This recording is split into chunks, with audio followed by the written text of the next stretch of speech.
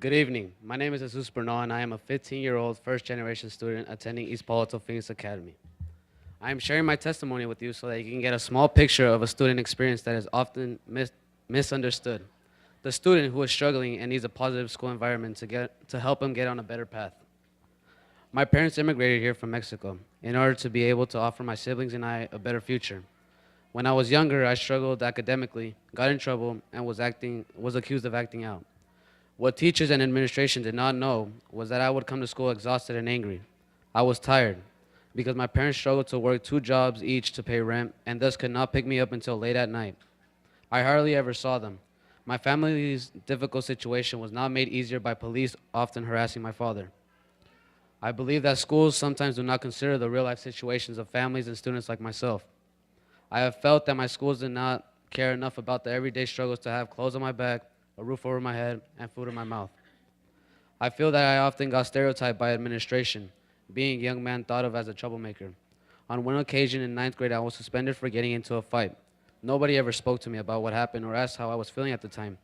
All they did was call my mom and send me home. When a very similar incident happened a week later with 2 white students, they only received an in-school suspension for 1 day. This reflects a greater problem in our system that disproportionately affects African American and Latino students.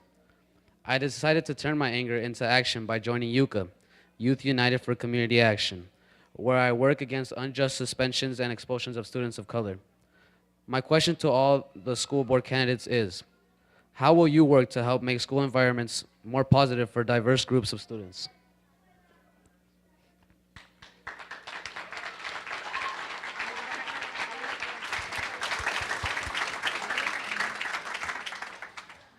Thank you for your question. So I do believe that it's vital that we have importance with diversity.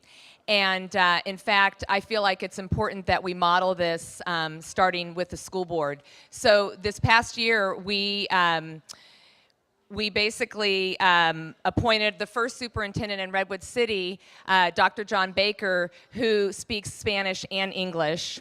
And he's been with our diverse community for the last 30 years, and he can now speak to both Spanish-speaking and English-speaking people on a very personal level. We've done a lot of work in our schools to improve school climate and to really help with some of the issues that you've talked about. Our suspension and expulsion rates are way down, dramatically down, and our achievement is up. And it's been a lot in the terms of the change of the culture. Did want to mention special ed real quick because that was mentioned. Our district is maybe one of the few that has a special ed PTA, the elementary school district does. We work very closely with them to support our parents with special needs. Thank you. Thank you, Lisa. So I think the first thing that has to happen is parents have to feel welcome at the school. So if a parent feels welcome, they'll come on the campus.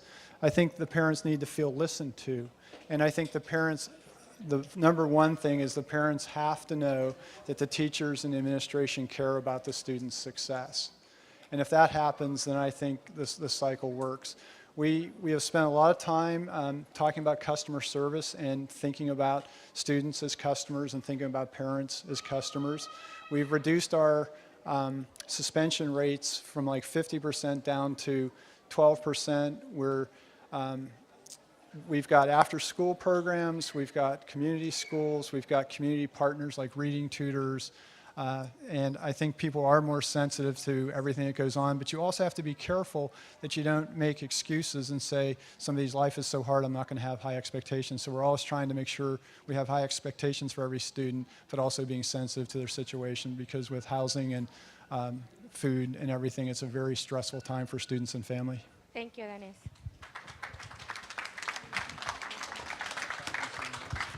Janet, can we please put attention what they're saying? It's very important we're all with them so we can hear from them.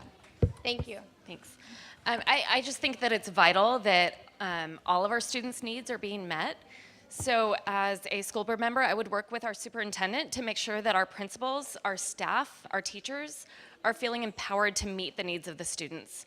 I would promote community among the school campus so that our students of diversity are going to, their psychological needs are going to be met, They're feeling safe on campus. They feel like they belong on campus. They feel empowered. And so I think that's just a collaboration of the school board, the superintendent, the principals, the staff, the teachers. So I'll work together with everybody to make sure that that happens.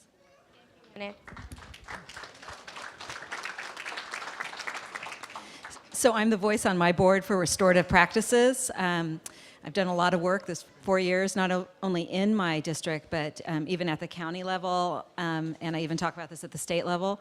So at my board, we made a big change. Like we no longer, we used to, when I first got there, we expelled kids on the consent agenda. We don't do that anymore. We have a very careful review, because I think often when kids act out in our public schools, it's because something's wrong. Could be an undiagnosed disability or whatever. I also do not like suspending kids, but that's harder, because I think kids, when we send kids home, sometimes they're losing academic time. But to be able to keep all kids in school, it's a big paradigm shift. And so we would have to, as a board, devote resources and training to all of our administrators and all of our staff. So if a kid is acting out, teacher needs that kid needs a lot of support. So I am advocating to do more in that area. I also believe that all kids need to be part of a small group. One of the reasons my son is just thriving at Carmine, he's part of the choir program. So he's part of a small group, and that keeps him really happy. Sorry. Hi. Trying to Laura. Hi, everyone. Thank you for the question.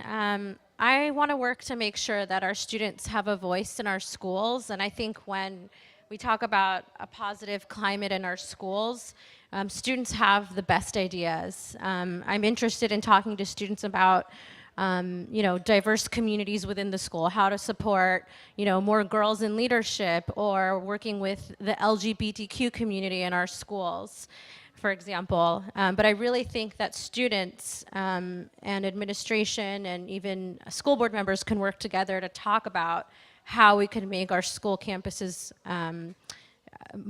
more supportive of our students. Thank you. Gracias.